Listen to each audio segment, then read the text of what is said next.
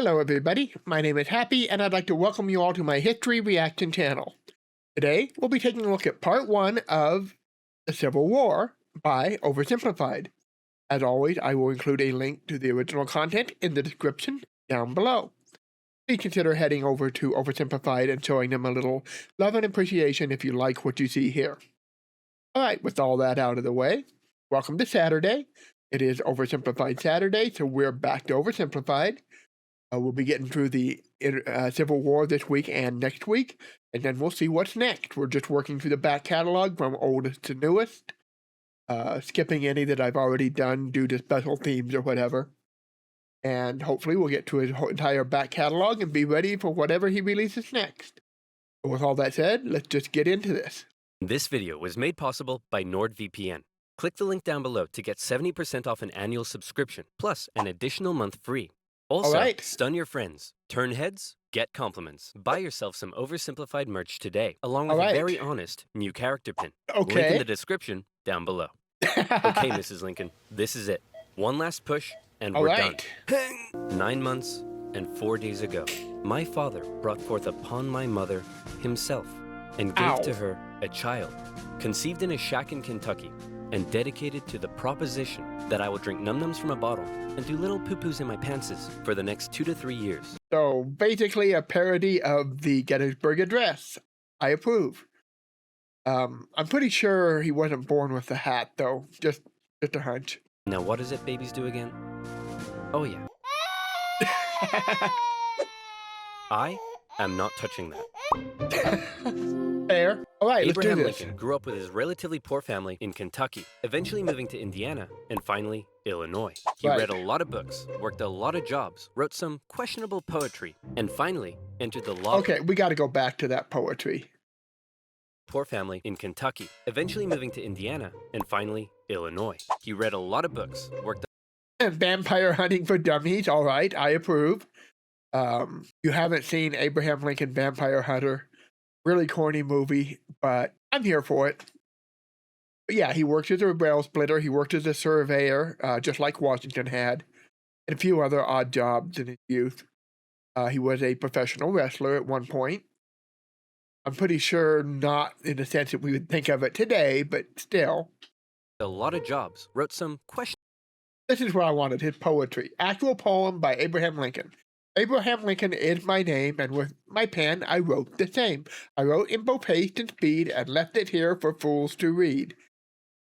Sounds almost like a proto-Dr. Seuss. Questionable poetry, and finally entered the law profession. Despite being self-taught, he turned out to be a pretty clever and astute lawyer. So let's talk about that briefly, because when you look at history of the United States, at least, I'm not sure how it would apply in Europe or other parts of the world, but here in the States, if you look at American history at all, you'll see a lot of famous figures that were lawyers who did not go to law school, that were self-taught. You'll see this kind of a theme a lot. Abraham Lincoln being a classic example. So, that might not feel right for those of us who think of law school today where you have to go to get a law degree and you have to take the bar exam, which is extremely difficult, and all that other rigmarole. So how do people back then become lawyers? So let's talk about it. First, I got to put in a disclaimer, however. Rules vary from state to state. A lot of the law in the United States was based on English common law. Some of it a little later on is going to bring in some elements of French law or even Napoleonic code. But become a lawyer prior to the Civil War, especially, there were basically 3 pathways. One would be going to a law school. There weren't many of them back then. You might have places like Harvard and Yale, and that's about it. There weren't a lot of formal law schools. The most common method would be an apprenticeship. You would work for a lawyer as a legal assistant, basically, and then he would be teaching you the ropes as you went along. And there were some required reading that all prospective lawyers would read. It wasn't required specifically, but there were some go-to books, and I can't remember the name of any of them off the top of my head. I did do a little bit of a dive into this in the past because I kind of curious how people like Lincoln became lawyers, so I kind of looked into it. Yeah, there were like 4 or 5 popular authors at the time whose books were considered mandatory reading if you wanted to be a lawyer. So, go to law school, get an apprenticeship. If you were the apprentice, you would work for the lawyer, like I said, and he'd ask you to read these books on the side. The third way would be self-taught, which is what Lincoln was. Just where you take those popular books on the law, you read them on your own time while you're doing all your other jobs or whatever. And then when you think you're ready, you try to become a lawyer. Do that, and again, this varies by state and year, depending on where you are and what time you're at. But around the time of Lincoln, specifically in Illinois, you'd be looking at, or in Illinois or any of the western states at that time in the mid-1800s, in the early to mid-1800s, it was fairly informal. You just make an appointment, you'd go into a courtroom, the judge would administer an oral exam where he would just ask you some fairly basic law questions and procedural questions, and he would, generally they would require some letters of reference, specifically character reference, saying that you are a good and honest and moral upstanding citizen. And if you provided all that, and if you passed the oral exam to the judge's approval, then you would be admitted into the local bar, would be allowed to practice law. That's really all there was to it, so it wasn't particularly complicated. Now, if you go back to the eastern coast, some states there may have had more stricter, more rigorous requirements, but the western states at the time, Kentucky, Illinois, Ohio, probably, I would assume, were a lot more lenient. You just basically had to impress the judge. That was basically all you had to do. So that's how this was done. In one case, a guy claimed he witnessed a murder at night, and Lincoln was like, "How could you have seen anything in the dark? There was a bright full moon." "A what?" "A bright full moon." "Can you say that again, please?" "There was a bright full moon." "A dim half moon?" "No, a bright full moon." "That's funny, because according to this almanac, there was a dim half moon that night, which makes you a liar." He actually did do that. That is based on a real case that Lincoln did try. He used an old almanac to argue that couldn't have seen that night because there wasn't enough moonlight. I don't think, however, that it was a full moon versus the dim half moon. If I remember correctly, the actual case, he argued that the moon was very low on the horizon and there was inclement weather and that there was not enough light to see. But the idea is accurate.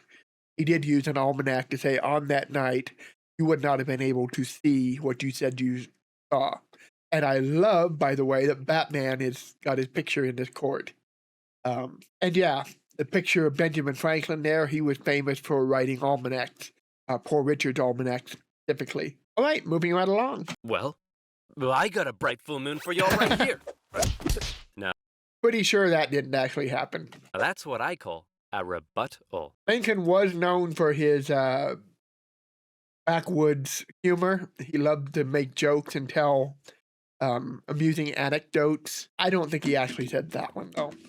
Lincoln and his cheekbones weren't only interested in law, however. And that big he also nose. dabbled in the world of politics, serving as a legislator in both local and national assemblies. And what a time it was. Not even 100 years after the Founding Fathers wrote all men are created equal, politicians were already asking, yeah, but what does that mean exactly? It means all men. Yeah, but what does that mean exactly? And not just that. States' rights versus the federal government. What are the executive powers of the president? Is cereal a soup? The Founding Fathers left some of these questions perhaps a little too open to interpretation. And the biggest question of them all was slavery, an ugly mark on what should have been a revolutionary new nation based on liberty and democracy. Thomas Jefferson had written a condemnation of slavery in the Declaration of Independence, but out of fear of losing Southern states' support, it was removed. Hey guys, do you think leaving this a little vague will create any unforeseen problems in the future? Cannonball! And Jefferson gets a lot of flack because he was the slave owner who wrote All Men Are Created Equal. And course, there's a whole Sally Hemings thing. But Jefferson is one of the most complicated individuals I've ever come across.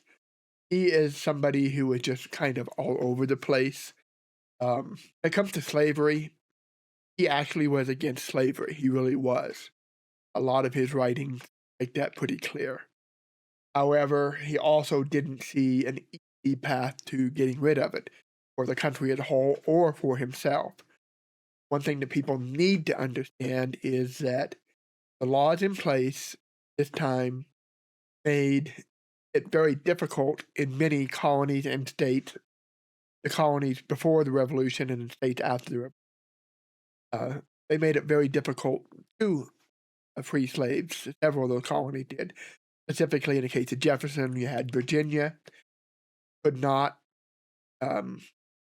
free slaves if you were in debt. Well, Jefferson famously perpetually in debt. Could not, even if you did free slaves, you had to arrange for their removal from Virginia, whether we're talking about Virginia colony or we're talking about Virginia state. You had to have them removed on your own dime. And typically, and this is something Jefferson wrote about a lot, he considered it unethical to release them without making sure they had the tools they needed to make it on their own once freed, which is a valid concern. Trying to see that with Reconstruction. Just freeing them is not enough. You got to make sure that they've got the education and the ability to make a living for themselves once they're free. So Jefferson had a lot of proposed solutions to this. He actually took steps to try to deal with the problem, but like so many of the founding fathers, his solutions were kind of pushing it down the road. In Jefferson's case, he wanted to form new schools, University of Virginia, for example, and teach young people to break away from slavery, to get the idea in their head so that we can have gradual emancipation over time. He also believed in putting in policies to make sure that slaves were better treated and better educated, better prepared for their eventual emancipation. So, yeah, there's a lot of contradictions with Jefferson, but we're looking at him, we do kind of need the whole picture. He definitely was a racist. There's no question about that. He was a racist who was trying to be objective. He failed miserably, but he was trying. In the letters to the state of Virginia, he does write about doing research into the capabilities of slaves, mental capabilities specifically, and he felt that they were not equal to the white man in that aspect, sufficient education, although he did also add a disclaimer that I am more than willing to be proven wrong if anybody wants to prove me wrong. So, very complicated individual. He is not a black and white person. He got a lot of problems, but a lot of people seem to think that there's a hypocrisy with him spouting all these ideals but not living up to them. And to some degree, that is definitely true. But I think he really believed in his ideals. Kind of see that with, for example, the musical Hamilton. Hamilton's forced to choose between Jefferson and Burr. Burr has no principles, Jefferson does. I think that's pretty accurate. He may not always live up to his principles, but he does try. He often fails, chronically in debt. That's chronically forcing him to not be able to do the things that he speaks about doing, like freeing slaves. Even if he wanted to, he wouldn't have been able to legally. There's a lot of evidence that he kind of wanted to as long as he prepared them for. Anyway, I just wanted to toss that out there. I've tossed that out there in other videos. When it's too easy to paint a lot of these figures at this time in black or white colors, or lack of colors in this case. Most of them were definitely varying shades of gray or multicolored. I think Jefferson is probably the most chaotically colored of them all. Because he's just a very complicated individual. Many layers to Jefferson. That's why I love studying Jefferson. wouldn't say he's a good president or a good person. I think he was a great president. I think he was a decent person. He tried. And for me, trying is the big part, but he had his failings, just like any other president. Anyway, let's continue on. Sorry, I got off on a tangent there, but if you haven't picked it up from some of my other videos, I have an issue with black and white thinking of all one thing or all the other. Very, very few things in the real world ever fall into that category. Oh, wait, moving on.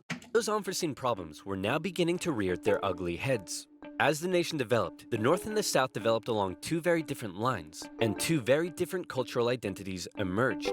Northern cities began rapidly industrializing, while the southern climate allowed for large plantations of labor-intensive crops. As a result, one half of the country didn't rely on slaves, while the other half had become economically dependent on them.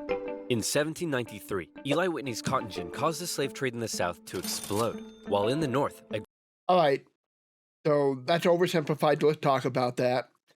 You do start seeing an overall division between the country, between an industrialized North with food-based agriculture, and then cash crop South would be the best way, I think, to summarize. Cotton, further south, some sugar, some rice, crops that are typically grown to be resold for cash. Now, one of the conditions in the Constitution was that slavery would, or the transatlantic slave trade could be removed after a certain number of years after ratified. And Jefferson actually did see to that removal of the transatlantic slave trade.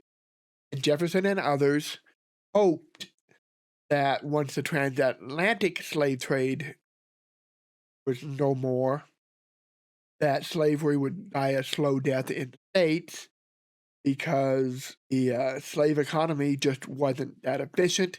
And if you don't have this source of cheap slaves coming in, then it would start breaking down and you'd start seeing changes where slaves aren't needed anymore or aren't the most practical route to achieve what you wanted. But what they hadn't foreseen was, first of all, the invention of the cotton gin, which made what had been a decent crop, cotton, well, a labor-intensive crop, much less labor-intensive. So, whereas before, really couldn't have these, it wasn't the money maker that it could have been. That's the easiest way to put it. When the cotton gin makes the separation of the cotton from the seed infinitely easier, suddenly becomes much more economical to get a bunch of slaves to pick as much cotton as you can. This machine can process all that cotton quicker. You can sell these huge amount of cotton, which makes it suddenly a very lucrative business. So slavery suddenly becomes the ideal way to run this system, at least in the mind of the people in the Cotton Belt. On top of that, I don't think they quite, I think they underestimated the impact of a domestic slave trade. So yeah, we can't bring them in from Africa anymore, but that makes the ones we have here much more valuable. And it makes breeding them into an industry. I hate to put it that way, but it does. Breed slaves, you can sell them on the market and make money on the side that way. So suddenly, having more slaves that you can breed, and you know, now you have this new industry, domestic slave trade, which is much more lucrative than importing them from Africa. So their plan kind of backfired on them. Growing abolitionist movement was taking root. A general mistrust began to develop between the North and the South, as Northerners felt the South were hell-bent on expanding slavery, and fear spread throughout the South that the North wanted to take their slaves away. All right, really quickly, why would the North be against slavery? I mean, it's not like it's hurting them any direct. Well, that's just a problem. It is. Because the North is industrial and it has primarily non-cash crops. They're growing food crops primarily up in the North. They can't compete with slavery. They have to pay a living wage to all their workers. Whereas the slavers obviously don't. It becomes very much about capitalism. It becomes about market competition, and people who are doing everything based on wage labor compete with people who are doing everything based on slave labor. That's one of the big issues. And of course, there were people who were concerned about the human rights aspect. Don't get me wrong there, but when we talk about the broader issue is competition. It's how do we compete with people who don't have to pay their labor? So that's a big issue. And there's a political issue as well, balance of power in Congress, especially the Senate. As each state gets 2 senators, if have more slave states, that means they're going to get more senators. So laws are going to be passed favoring slavery, which is going to eventually arm industrialized North, and vice versa. If North gets too much representation, especially against the Senate, they're going to have more abilities to gain unfair advantages over the slave system in the South.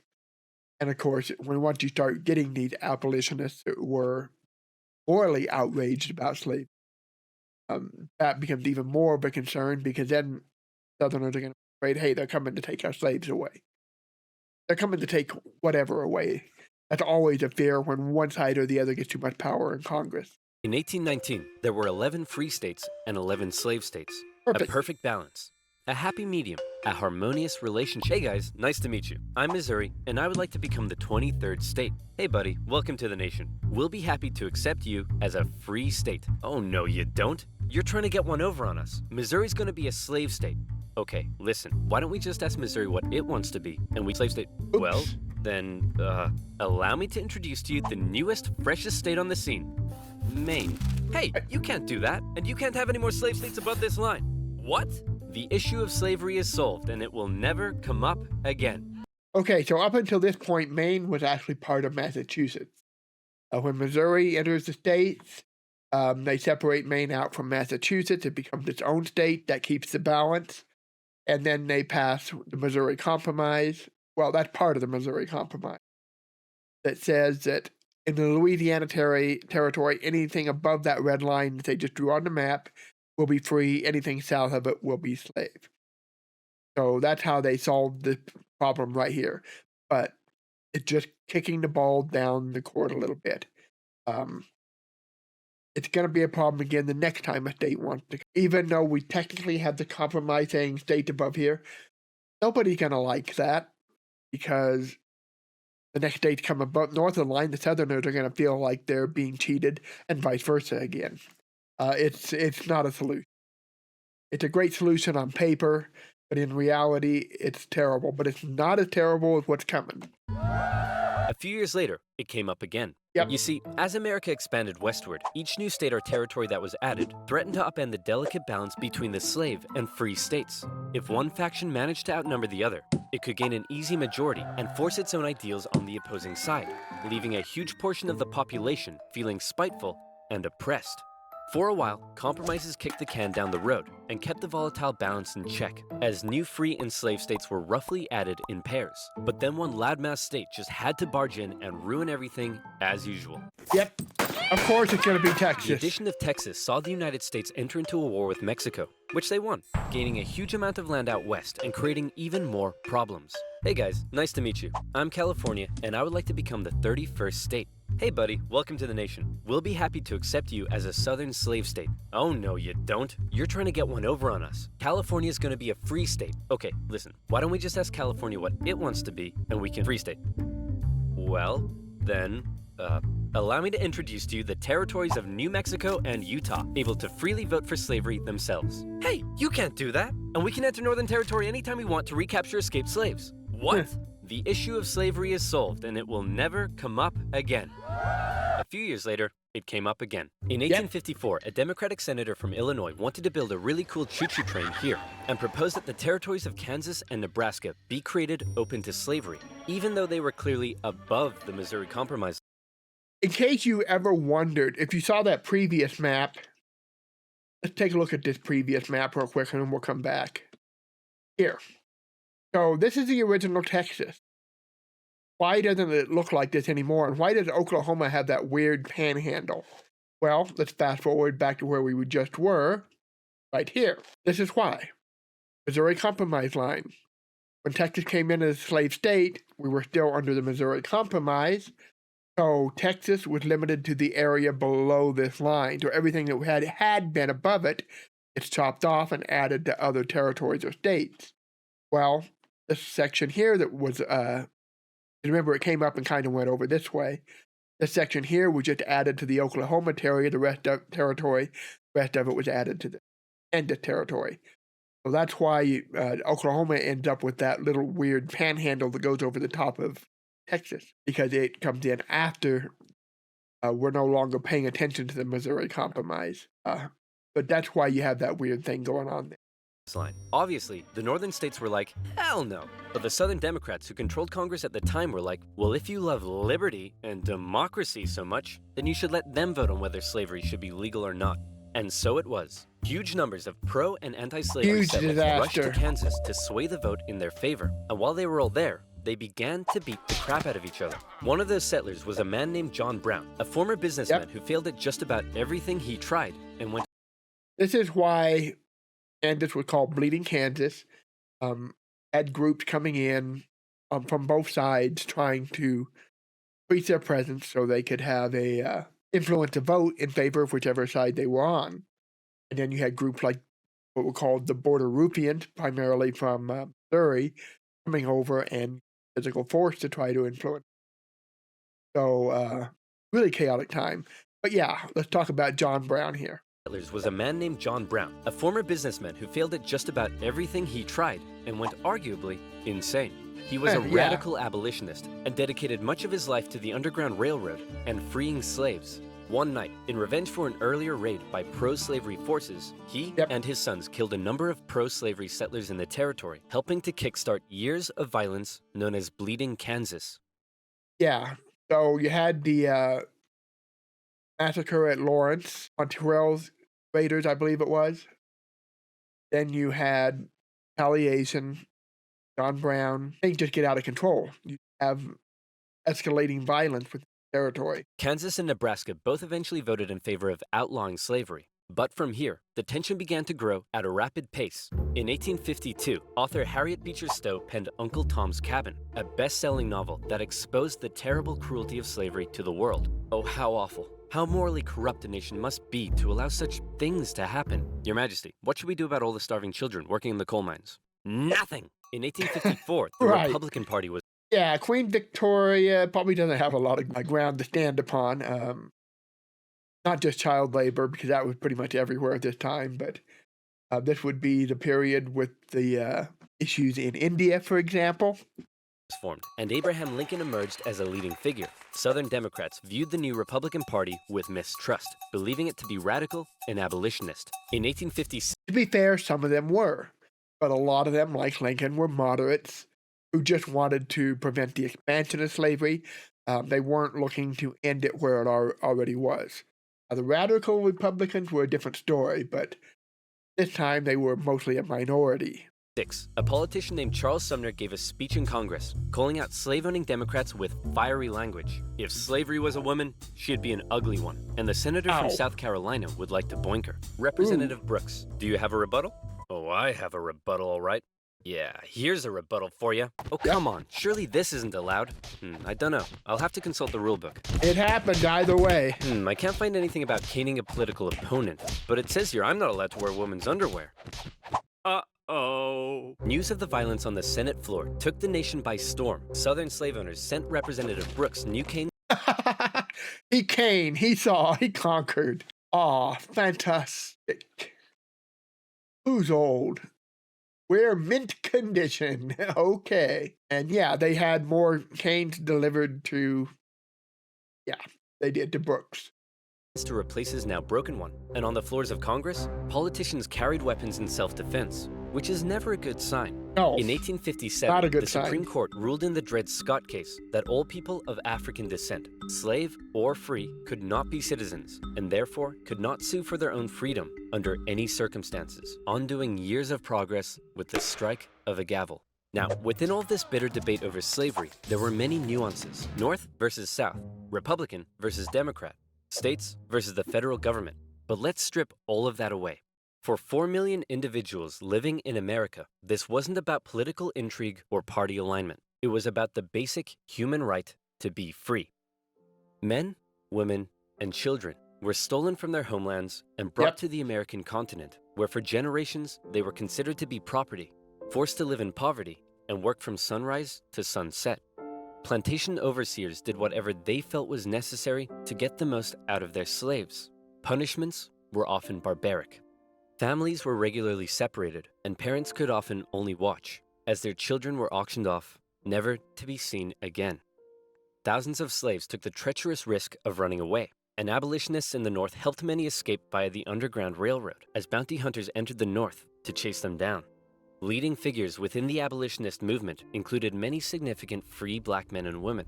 But it's important to note that for many of the anti-slavery white individuals in the North, opposition to slavery was often an economic issue, not a moral one, as many worried large plantations would take their lands and livelihoods away.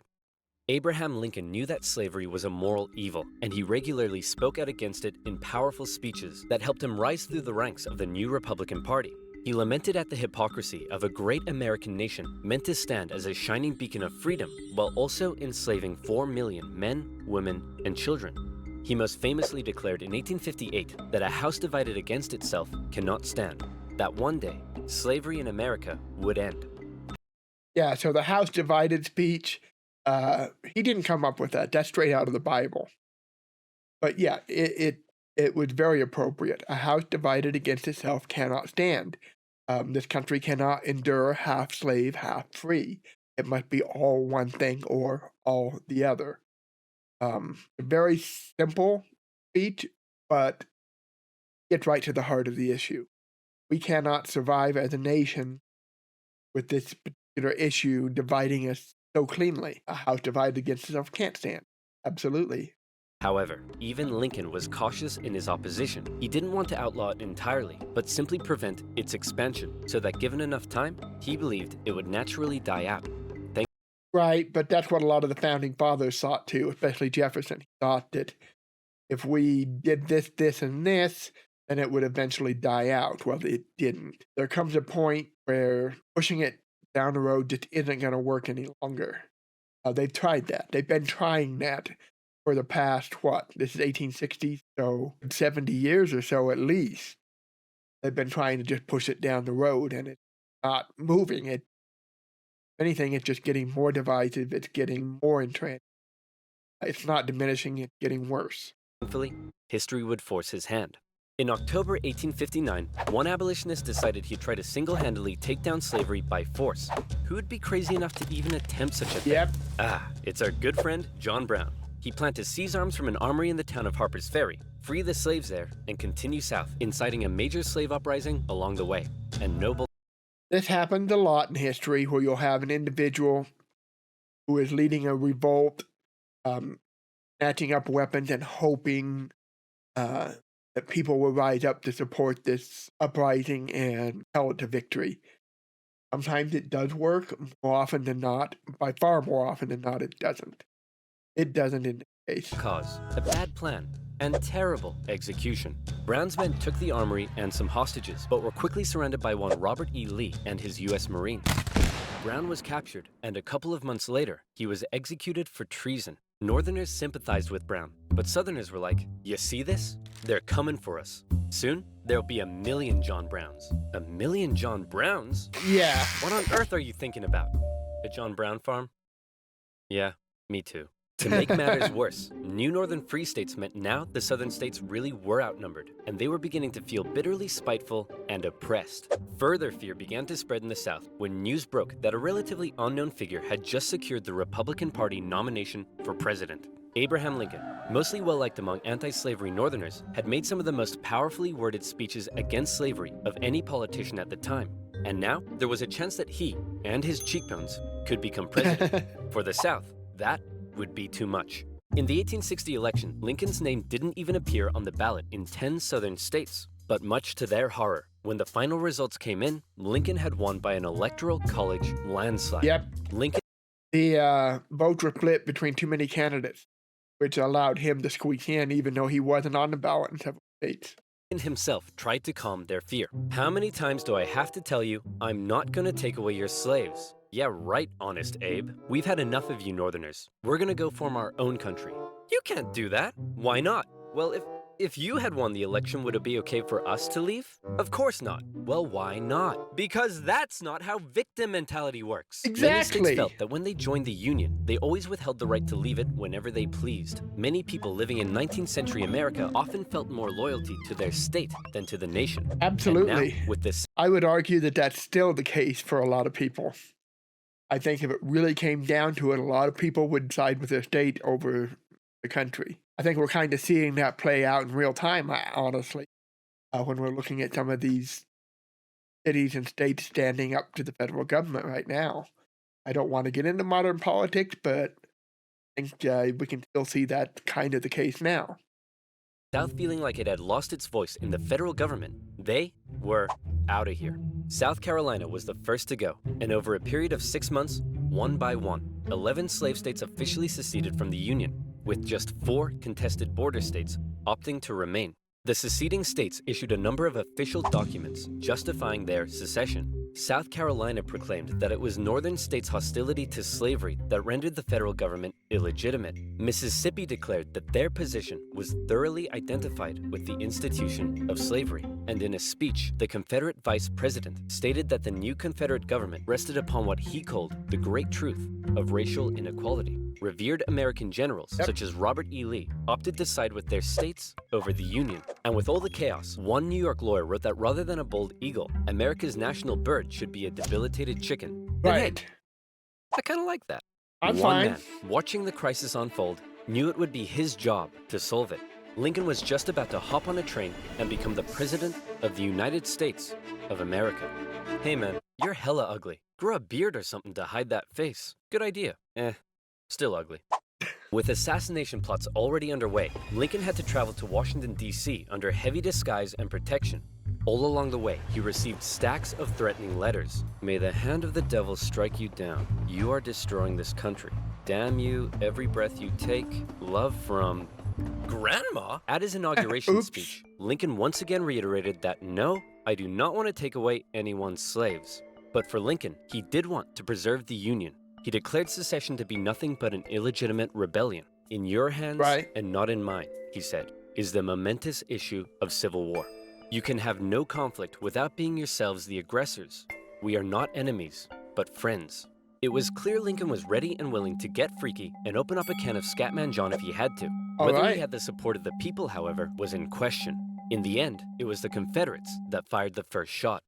As they seceded, the Confederate states began seizing federal U.S. property throughout the South. Off the coast of Charleston, South Carolina, was one such federal property, Fort Sumter, held by a measly, undersupplied U.S. force. The Confederate militia there demanded the fort surrender, a request which was quickly denied, and any remaining hope for a peaceful solution to the secession crisis probably then died when the Confederates did this. The Battle of Fort Sumter is considered to be the beginning of the American Civil War. Many of the Confederates there also considered it to be the end of the American Civil War. They hoped... Yeah, so that's the first official engagement of the Civil War. You'll get people arguing that it started earlier with Bleeding Kansas, because at that point you had Americans fighting Americans over slavery. I mean, that's one problem when we talk about events, is there is nothing happened in a vacuum. For everything that happened, something led up to that. And where do you draw the line and say, this is where it starts? Is it the official declaration of war? But the first shot fired, well, do you count John Brown or Quantrill's Raiders or any of those engagements that were going on earlier? Or do we, for some reason, decide that this one is shot because they're actually targeting a government military target?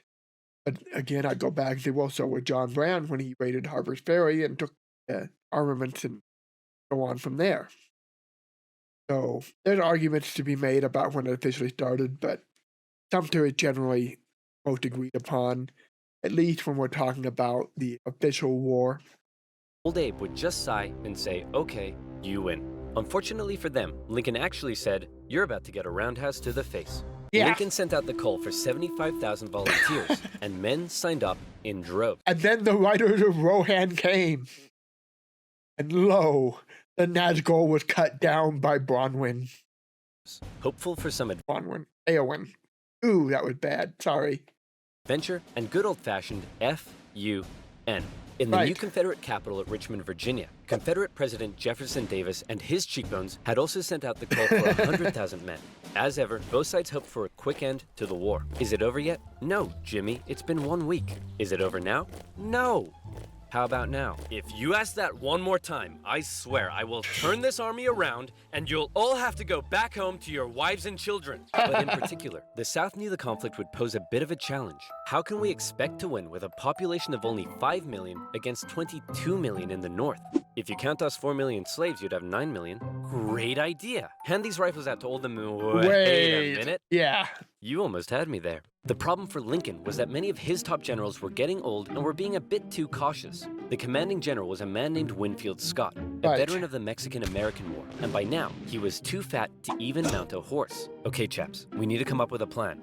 Hit me. We could wait for the Confederates to come and apologize. Maybe we should all sit in a circle and discuss our feelings. Crossing the Delaware into New Jersey worked for me.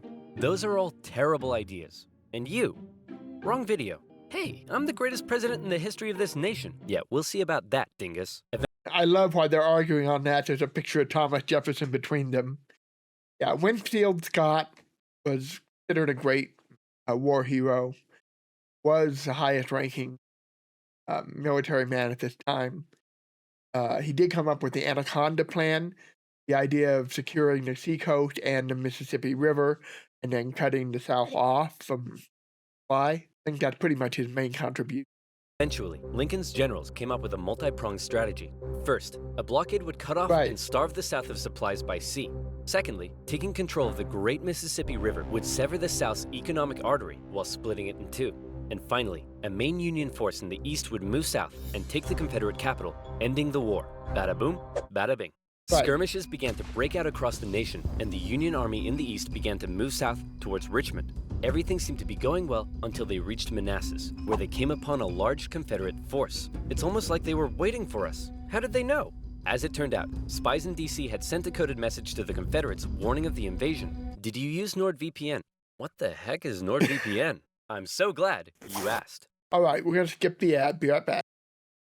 Oh yeah, secession, Fat Man, and the Union invasion into Virginia. The two sides encountered each other at Manassas, and both geared up for the first major battle of the Civil War, the First Battle of Bull Run. The Confederates rapidly brought in also known as the Battle of Manassas in the South. Support by a rail, and the two sides were about equal in numbers. However, they were also equally inexperienced. A large number of civilians also rode out by carriage from D.C. to picnic on the nearby hills and watch the excitement unfold. Nobody seemed to quite understand how destructive this war was going to be. The Union forces pulled a flanking maneuver to hit the Confederates on their left, and the two sides fired on each other in rows. Farm families living in the area were forced to flee the fighting, including a man named Wilmer McLean. Hurry up, Martha! There's a war out here! The more you tell me to hurry up, the slower I will go! The Union force saw initial success pushing the Confederates back to Henry Hill. But one as of yet fairly unknown General Thomas Jackson had arrived, and he took a defensive position, standing firm like a stone wall, holding the Union Army off, and finally sending them running back to Washington, D.C.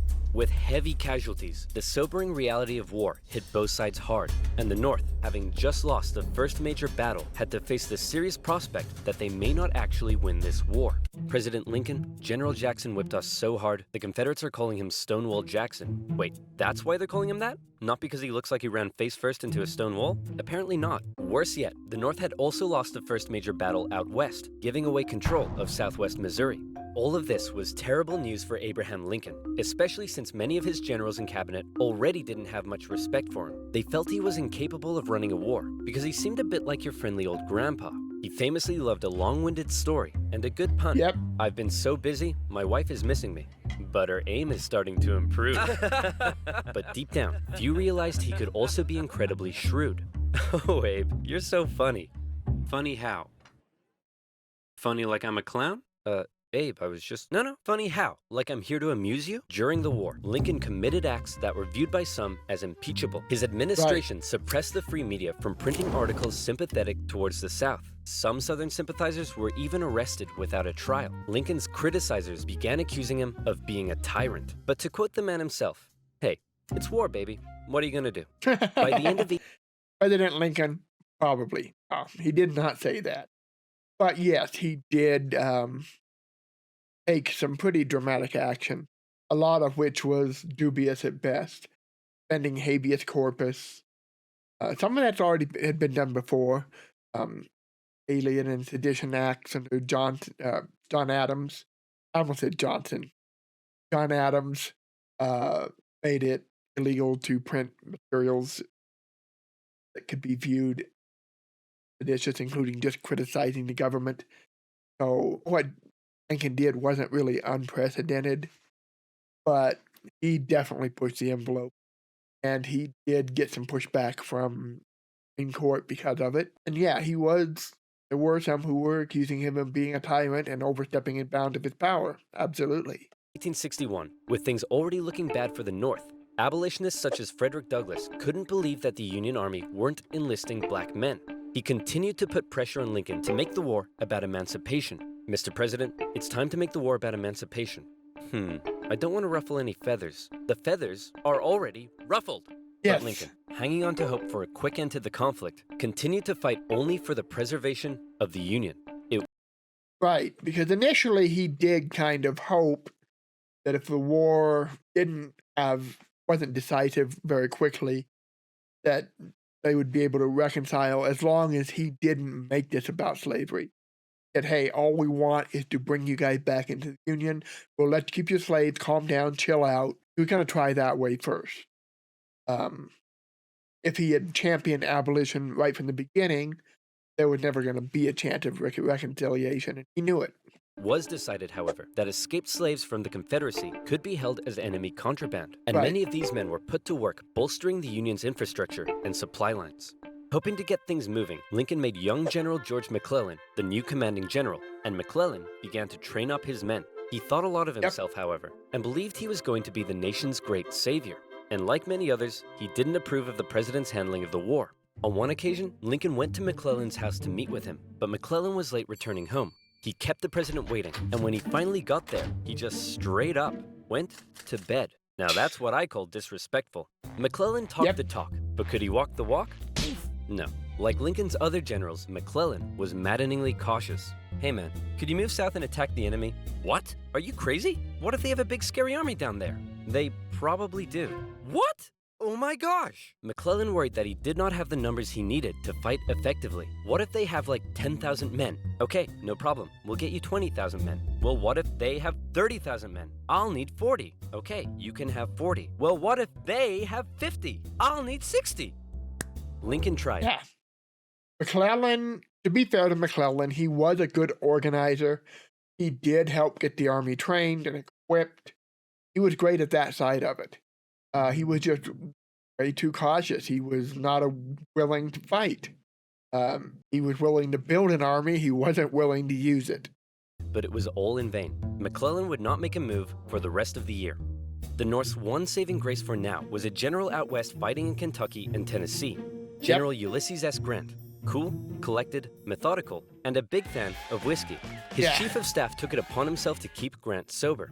One officer said that Grant habitually wore an expression as though he were determined to drive his head through a brick wall and was about to do it. And that determination led him to score a number of key victories when others around him were failing. At the Battle of Fort Donelson, Grant was like, "Why does Stonewall Jackson get a cool nickname and I don't? I want a cool nickname." "Sir, the Confederates say they're ready to surrender and want to know your terms." "No terms, just unconditional surrender." Hey, unconditional surrender Grant. That's a pretty cool nickname, right, guys? Well, his initials were U.S., so it actually worked out pretty nicely. That's not actually correct, though, because his name was Hiram Ulysses Grant, but on his West Point application, somebody messed it up, ended up Ulysses S. Grant. So, yeah, but unconditional surrender Grant, U.S. Grant, it become kind of a nickname for him. Right? Later in April 1862, the Confederates launched a sudden attack on Grant's army at Shiloh, but the determined, unconditional surrender Grant threw his lines at the rebels and sent them running. The battle resulted in the heaviest casualties in U.S. history so far, and despite his victory, Grant found himself under fire. You have to get rid of Grant. Why? Didn't he win? Yes, but he just threw his men at the enemy. Isn't that the point? Also, he's a loony drunk. Well, what does he like to drink? I believe whiskey, sir. Then send him more. Yes. Lincoln watched as his cabinet did nothing but bicker, and his generals did nothing. But then, worst of all, personal tragedy struck. Lincoln's young son, Willie, very much loved by the president, died of typhoid fever at the age of 11. Lincoln was a sensitive man and was heavily affected by the loss. His wife was inconsolable. His wife was far worse than Lincoln was. But one of Lincoln's greatest traits, what made him such a great leader, was in the darkest of times, with composure and determination, he kept moving forward. He knew it was his responsibility to hold himself and his family together, and by doing so, he hoped to hold the nation together. And he had had it with McClellan's inaction. Lincoln decided he was gonna take control. In March 1862, Lincoln firmly ordered McClellan to once again move south towards Richmond. McClellan insisted instead they move by sea to the Virginia Peninsula and attack Richmond from the southeast. Yes, said Lincoln. Okay, anything. Lincoln held on to some of McClellan's men to defend D.C. from a nearby Stonewall Jackson wreaking havoc in the Shenandoah Valley, and he sent McClellan south. McClellan landed on the peninsula, and he began to move inland. He came up against a small Confederate army that had dug in at Yorktown. McClellan vastly outnumbered the force, but it's said that Confederate General Magruder deceived McClellan by cleverly maneuvering his smaller force and making McClellan believe he faced a huge army. No, you have way more men than them. Move forward. No. McClellan settled in for a month-long siege, giving time for Johnston to move south from Manassas and Magruder time to retreat. When he finally... We've said this in other videos, but that kind of thing is common. If you're outnumbered, there are things you can do to try to convince your enemy that you have more men than you do. It's all part of war. It's all part of the necessary strategy and tactics. Not just about hurling men at each other, it's also about feints, false attacks, bad information being leaked. Always like what you see here, where you, in this case, move your men around heavily wooded areas constantly, create this impression that there's a lot more out there than there really are. It's about cutting down trees and sawing off some logs and painting them black, setting them up as false cannons. World War II, it's about putting a fake army at Calais, convince the Nazis that you're going to attack from there when actually you're heading over to Normandy instead. That's all part of warfare as well. He entered the city and found it deserted. He declared it a victory, calling his success brilliant. Then, after meeting some resistance at Williamsburg, McClellan moved to within just 20 miles of Richmond. His army's able to hear the church bells ringing in the enemy capital. You still outnumber them. Go give him hell. No. McClellan once again held back, moving slowly and defensively. And with his army split in two, the Confederates saw an opportunity to strike back. McClellan's advance was halted, and now the Confederates pulled an ace out of their sleeve. General Lee, you're up. Do you think we should evacuate Richmond? No, Mr. President, no need. General Robert E. Lee, one of the most brilliant military commanders of the time, was now in charge. One of his biggest strengths was his ability to read the mind of his enemy, and he knew McClellan was cautious and weak. After moving Stonewall Jackson south to join him, and even though he had a smaller army, Lee hit McClellan in a series of fast-paced, close combat battles that had McClellan spooked. McClellan retreated the Union Army back again and again and again, escaping the peninsula and returning to D.C. Lee had defeated McClellan, and the campaign had failed. Well, that was a major success. A success? Tell me exactly what was successful about that. Well, we successfully retreated. You lost. I didn't lose. I merely failed to win. Yeah, that's basically what he said. Things just kept looking worse for the North. At least their Navy had seen some success, capturing a number of key port cities, notably when they steamrolled past Confederate forts to take New Orleans. And speaking of the Navy, both sides had begun using ironclads. So that's pretty cool. But in the East, they still weren't having any luck. After McClellan's disastrous campaign, Lincoln briefly sent out one General John Pope to attack Northern Virginia. Hey man, just checking in. How's it going? Well, the Confederates kicked my butt at Cedar Mountain. Then they raided my camp and ran off with my money and clothes. Also, I appear to have been wedgied. Lee defeated Pope at yet another battle at Bull Run, in which nearby farm families once again got caught up in the fighting. Hurry up, Martha! There's another war out here! I'm waiting for my hair to dry! Wilmer McLean, sick of war, moved his family south, where he knew the war would definitely, absolutely, never touch him again. Yeah, that's called foreshadowing indeed.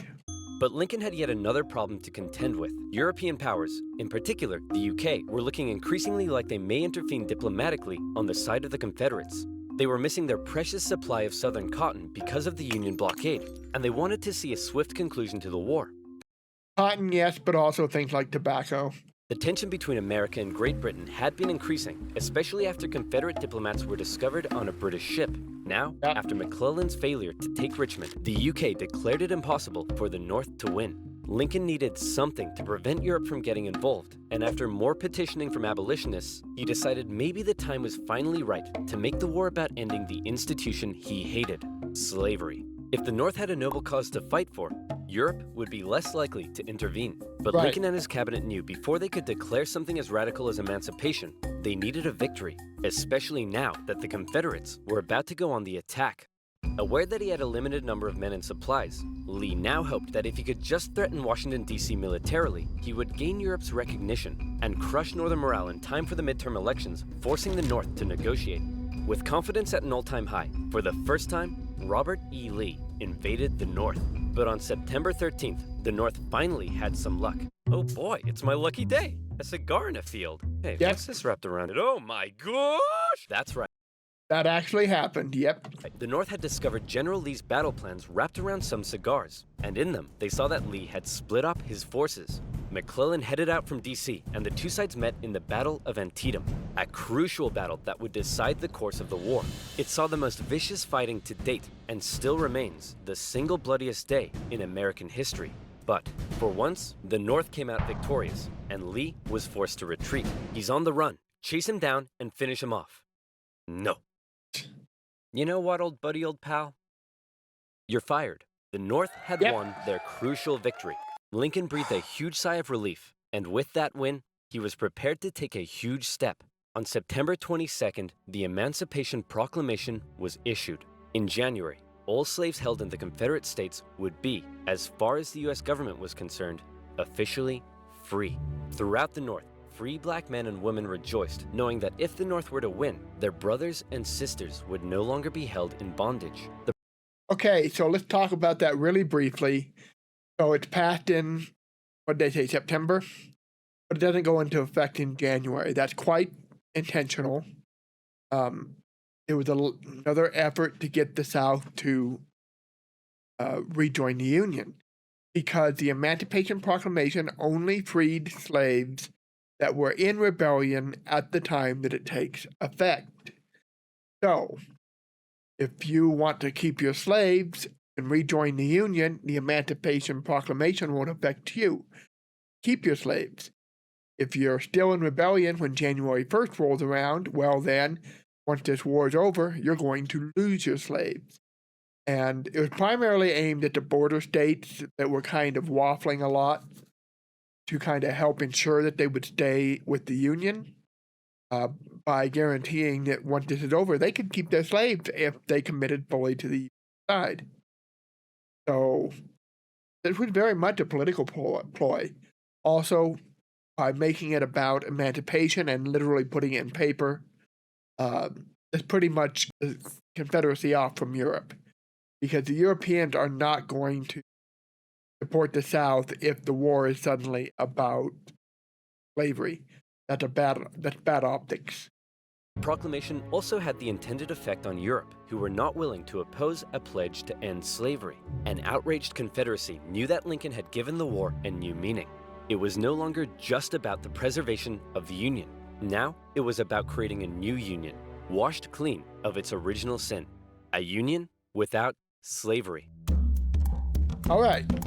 So we'll continue with this on next time. Until then, thank you for joining me. See you all later. Bye-bye.